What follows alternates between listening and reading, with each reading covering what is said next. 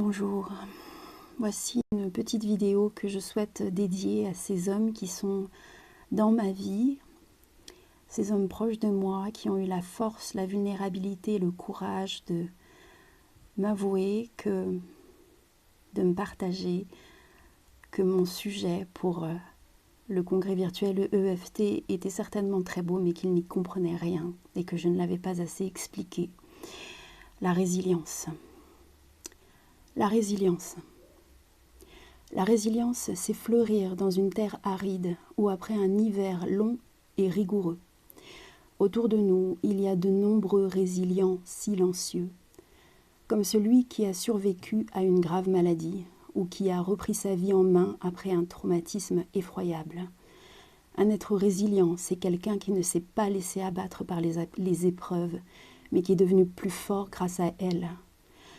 C'est un combattant courageux qui se tient debout alors que d'autres finiraient par baisser les bras. C'est un enfant maltraité qui devient un adulte droit et compatissant à la douleur des autres. C'est quelqu'un à qui on a dit de se taire toute sa vie et qui finit par prendre la parole, sa parole. C'est un enfant du divorce et des conflits qui persiste à croire à l'amour et au couple. C'est l'oiseau à l'aile amochée qui réapprend à voler. Nous sommes tous des êtres résilients. Nous avons tous survécu à nos propres guerres.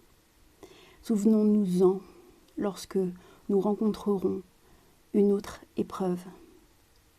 Nous sommes capables de survivre. Nous l'avons déjà fait.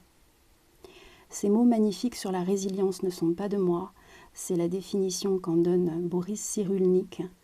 Et je remercie Céline Girin qui fait partie de mes contacts et amis sur Facebook d'avoir partagé la publication de la page Révolutionner l'éducation. Je tire cette définition de la résilience de cette publication. Et nous sommes capables de survivre. Nous l'avons déjà fait. C'est ça en gros la résilience.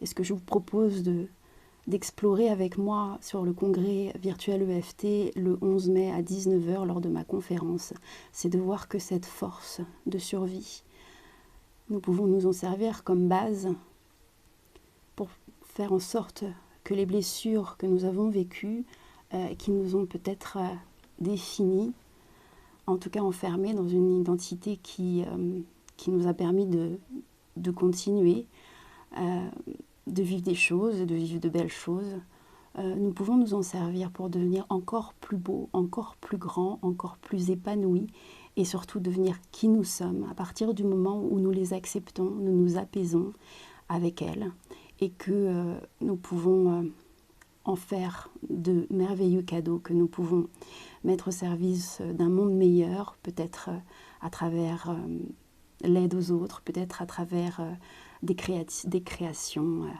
Voilà ce que je souhaite partager avec vous sur ce thème de la résilience et c'est pour cela que j'ai intitulé ma conférence Au-delà de la résilience.